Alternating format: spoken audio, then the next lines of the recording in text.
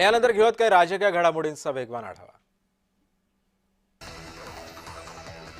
विधान भवनात बॉम्ब ठेवल्याप्रकरणी पोलिसांकडून तपास सध्या सुरू झालेला आहे। धमकीचा ईमेल बांगलादेशच्या आयपी ॲड्रेसवरून ती पाठवण्यात आल्याची माहिती मिळते। व्हीपीएनचा वापर करत आरोपींनी बांगलादेशचा आयपी ॲड्रेस वापरला। या प्रकरणी मरीन ड्राईव्ह पोलिसांकडून संशयितांचा शोध सुरू आहे। संजय गांधी राष्ट्रीय उद्यानाची हद्द निश्चित करून पुनर्वसनासंदर्भामध्ये तोडगा काढा। पुनर्वसनासाठी उपलब्ध असलेल्या जवळील जागांची पडताळणी करून पुनर्वसनाबाबत नियोजन करावं। निश्चित कालावधीमध्ये उद्यानाची हद्द निश्चित करून हद्दीवरील नागरिकांचं प्राधान्याने पुनर्वसन करावं असे निर्देश मुख्यमंत्र्यांनी दिले।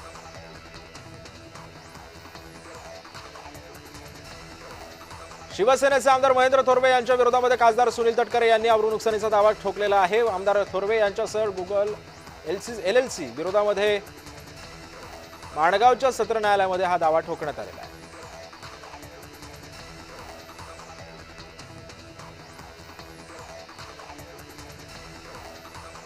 मुंबईच्या मालाड रेल्वे स्टेशनवरती नमाज पठण करण्यात आलं। भाजपचे नेते किरीट सोमय्या यांनी यावरती आक्षेप घेतला। रेल्वे स्थानकावरती नमाज पठणाला परवानगी का, असा सवाल सोमय्या यांनी विचारलेला आहे।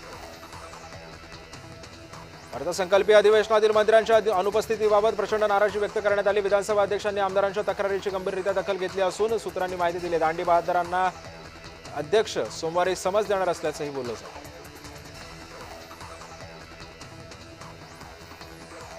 मिठी नदीच्या नाल्यामध्ये जगातील सर्वात मोठा नैसर्गिक गॅस साठा सापडला अशी एक्सपोस्ट करत संजय राऊत यांनी भाजपवरती उपरोधिकपणे टीका केली आहे। हा गॅस साठा भाजपनं तात्काळ राष्ट्रीय संपत्ती घोषित करावा असा निशाणा त्यांनी भाजपवरती साधलेला आहे।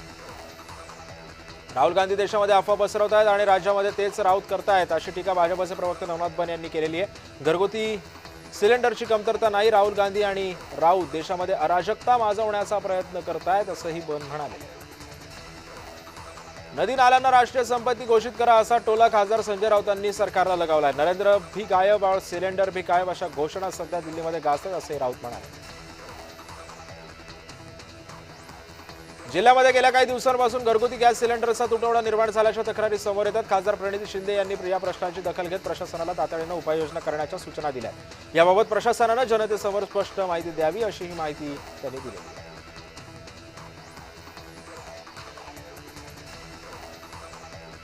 सिंहस्थ कुंभमेळा शिखर समितीच्या बैठकीमध्ये मुख्यमंत्र्यांना कुंभमेळा ध्वजारोहणाचं निमंत्रण देण्यात आलं। पुरोहित संघाचे विश्वस्त आणि सिंहस्थ समिती अध्यक्ष सतीश शुक्ल यांनी मुख्यमंत्र्यांना निमंत्रण दिलेलं आहे।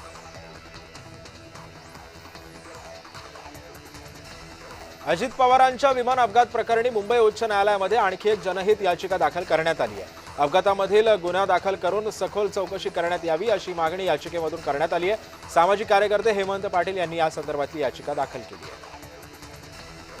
धुळे जिल्ह्यामध्ये गॅसचा काळा बाजार सुरू असल्याचा आरोप ठाकरे गटाने केलाय। शहरासह जिल्ह्यामध्ये दररोज 12,000 गॅसची मागणी वाढत असताना प्रशासनाकडून मात्र चुकीची आकडेवारी देण्यात आली आहे। आरोप ठाकरे गटाने मान्य केला असून या विरोधात तीव्र आंदोलन सुद्धा छेडण्याचा इशारा ठाकरे गटाने केला आहे।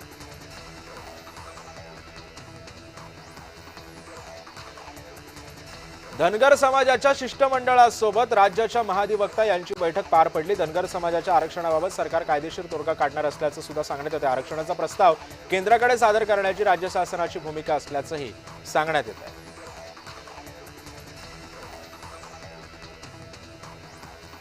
एलपीजी साठ्याबाबत नागरिकांनी अफवांवरती विश्वास ठेवू नये असं आवाहन नितेश राणेंनी केलंय। गॅस साठ्याबाबत अडचणी निर्माण झाल्या असल्या तरी सुद्धा त्याच्या प्रशासनाच्या माध्यमातून तोडगा काढण्याचं काम सुरू आहे अशी सुद्धा नितेश राणेंनी माहिती दिली आहे।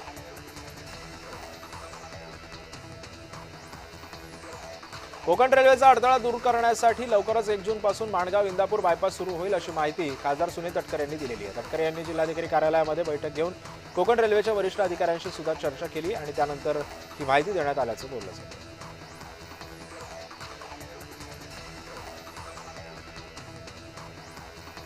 घरगुती गॅस सिलेंडर आणि व्यावसायिक सिलेंडर यांच्या टंचाईमुळे वैभव नाईकांनी कुडाळ तहसीलदार कार्यालयावरती सिलेंडर घेऊन आंदोलन केले। यावेळी त्यांनी घोषणा देत तहसीलदार कार्यालयामध्ये सिलेंडरचा पुरवठा सुरळीत करण्याची मागणी केली।